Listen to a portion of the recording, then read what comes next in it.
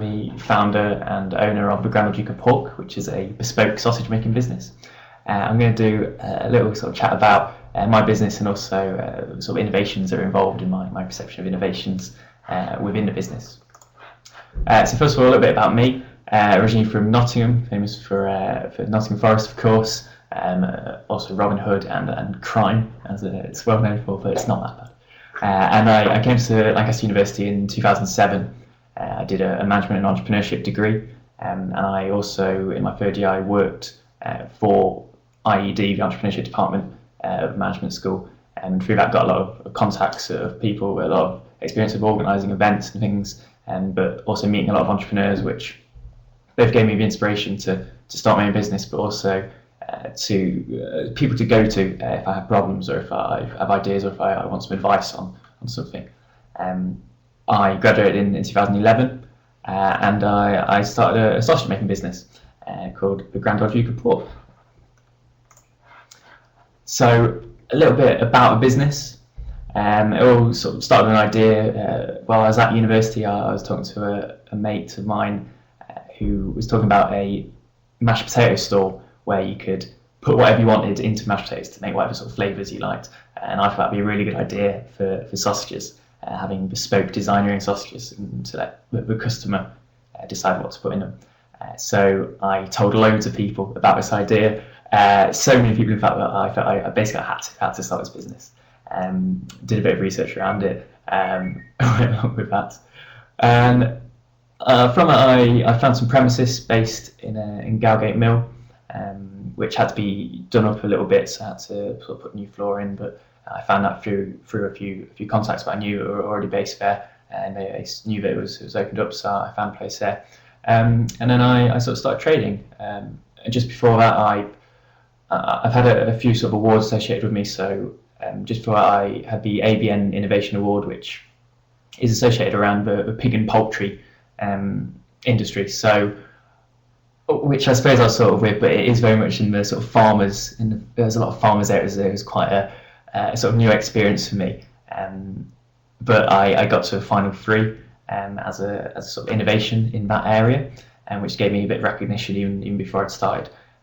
Carrying on from that, I also listed in the Smarter 100 list, which is showing the UK small businesses that are sort of disruptive and exciting, and have a bit of potential behind them. So I'm in a list of some fairly sort of impressive businesses that are generally a lot larger than me and been getting a longer amount of time than me.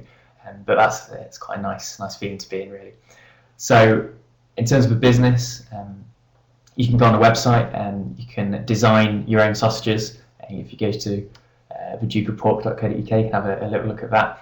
And I also like to feel I'm a bit different sort of in terms of marketing and things like that. So I use these paper pigs to market events, and beer mats, which also could be a postcard where I put them in pubs, and I sort of encourage people to steal them and send them on to friends or to use them themselves. So I think a lot of our business is trying to be a bit different, trying to get away from the traditional butcher that most sausage manufacturers are, and being a bit more different, a bit more exciting. And I think the awards, for instance, are linked into that quite a lot. So they've helped me sort of proven in a way that I have been a bit different.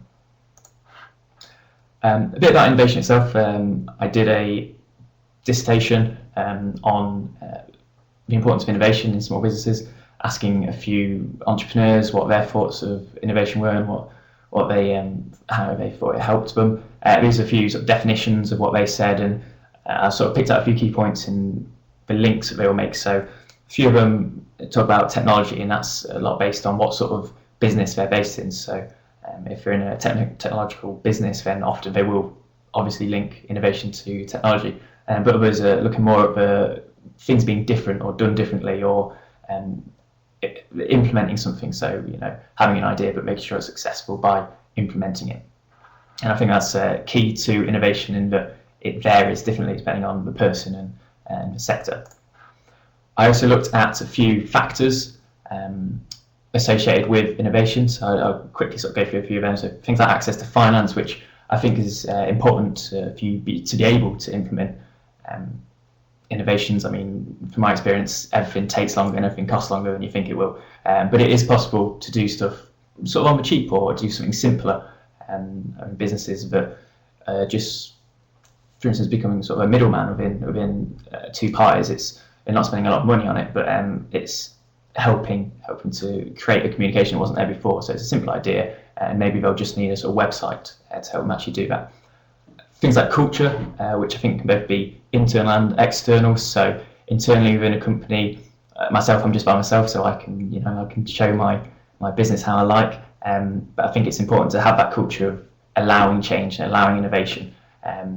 Externally, I mean, for me, things like people always, they'll go to supermarkets to buy sausages, and that is sort of a big thing to me, trying to change a culture, and innovation in a way is actually to change that culture. That's a sort of successful innovation. Environment and market, things like whether the current economic conditions can help or hinder an innovation, and there's arguments for both of those, which I'm sure you've heard before. Experience for me is interesting because I haven't got anyone in my family that owns his own business, or particularly in the food sector either. So my experience isn't particularly geared to this business, and I found that potentially if I had known everything that I do now from starting this business, maybe I wouldn't have done it. So experience can be useful, especially in terms of sort of the more general things, so things like finance and running a business. But then also it might be dangerous. It might stop you taking a risk of doing something new and exciting, because you've something's happened before that didn't go quite so well. So experience could work both ways. It's some things it's really, really useful, and in other ways it might become a barrier for sort of mentally of what you're going to do. Leadership, again, for me, I work by myself, but I have friends and people that I can help lead, and with this dissertation, the entrepreneurs I did ask definitely said a lot about how important leadership is, because you need everyone. If it's an innovation, is often something very new, so you need everyone within the business to know what they're doing, know what business is doing, what you are doing. So leadership is, when you've got a group of people behind, is really important in making sure that an innovation works and succeeds, and what the end goal is and what you're trying to get to. Marketing, there's always been a lot about social media within marketing and innovation, and the use of social media, and I do try and use it as much as I can, but it's very difficult to do right and to do well, and I probably still haven't quite cracked it, but there can be really some really simple ideas. So just IKEA, for instance, did put up some pictures on the Facebook page, and they got people to tag items within that page with their own name, and if you got there first, then you won that item. And that's a really simple way of getting everyone to know that people are tagging photos, people who know about IKEA, know the competition that's involved with it. So social media could be a really simple tool to get things done and to get your name out there, but it can be done really badly. So it's a close thing in marketing, and I like to, you can also do innovative offline stuff as well. I mean, you can I have those paper pigs that I've mentioned before, and the beer mats, and just doing something a bit differently from what your sector has done before. Network, I think, is personally one of my most important factors of innovation. It's about knowing people and getting the most out of them. So I've known people from things like doing stuff at university, so from joining societies, from joining Berry FM, from I co-founded the Badminton Society, and from that I've known people that have designed my logo, they've helped me with my website, they've done videos and photos for me, and I think it's really important, because you can't do everything yourself and you haven't got all the skills that you need to put an innovative idea forward. So networking and using those people is really, really important for starting a business and also being innovative. Risk taking is an interesting one, in that it is an innovation because it involves risk. If it wasn't risky, then it would have already been done. Someone would already have done it successfully, and we'd all be millionaires. But so by its nature, innovation is risky, and therefore you need to make calculated risks. It's about calculating the risk of whether it's worth doing it or not, and that's the sort of the entrepreneurial and also the innovative part of it, is knowing whether you should do it or not, if it's not quite worth it. And finally, training, which a lot of the entrepreneurs I interviewed all said that training's not the most important. And again, I don't see it as the most important thing for innovation. But maybe that's because I haven't really got the time or money to actually go on training courses. But it is good to learn new skill, and from that, that might give you your innovation, that might give you your idea or your way of implementing it. So overall, I'd say innovation is very much about the individual. So it's their perception of it, it's what they do, it's what they think.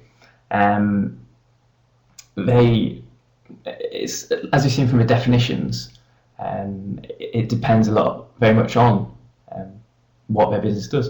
All of the entrepreneurs I asked thought that their business was innovative, and I think that in many ways probably every business is innovative. I think there's always going to be a little part of that business that will be innovative, and that's how they've made it.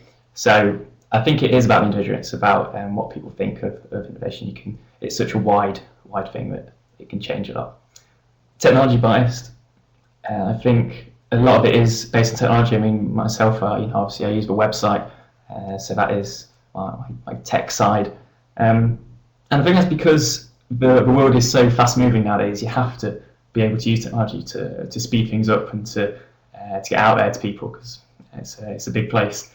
So I think that's the reason why technology is so related to innovation. And I think it is a shame because a lot of the things are about more the processes and what you've done, and you can't make an idea successful without thinking about it and about thinking about how that is going to be implemented. So it's yes, technology can be used, but it's not the be all and end all. More than just an idea. I think, like I mentioned, it's you need an idea, but you can't just sit there. You can't just sit on the idea. You have to actually go out and do something. So I think innovation is much more about the implementation. And I think hopefully the eventual success of the idea. Because you can go out there, you can do it, but if it doesn't work, if it's not adding any value, then was there any point in you doing it in the first place? And, potentially it was, because you've learned a lot from it.